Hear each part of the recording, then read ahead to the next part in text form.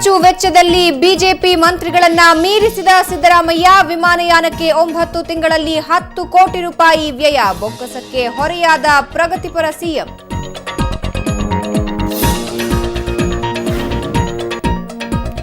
ಹಾಸನದ ಹಳ್ಳಿ ಮೈಸೂರಿನಲ್ಲಿ 2 ವಿದ್ಯಾರ್ಥಿಗಳು ನಾಪತ್ತೆ. ಶಾಲೆಯಿಂದ ಮನೆಗೆ ಮರಳದ ಅಣ್ಣ ತಂಗಿ. ಜಾದೂಗಾರ ರಾಜೇಂದ್ರನ ವಿರುದ್ಧ ಅಪಹರಣದ ಶಂಕೆ.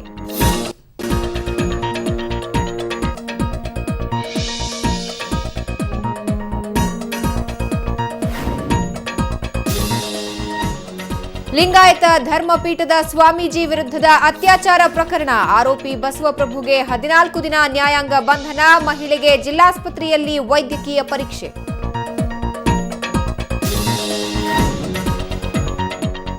ಚೆನ್ನೈನಲ್ಲಿ 12 ಅಂತಸ್ತಿನ ಕಟ್ಟಡ ಕುಸಿತ ಪ್ರಕರಣ. ಕಾರ್ಮಿಕರ ಸಾವಿನ ಸಂಖ್ಯೆ 10ಕ್ಕೆ ಏರಿಕೆ. ಅವಶೇಷಗಳ ಅಡಿ ಸಿಲುಕಿದವರಿಗಾಗಿ ಮುಂದುವರಿದ ರಕ್ಷಣಾ ಕಾರ್ಯ.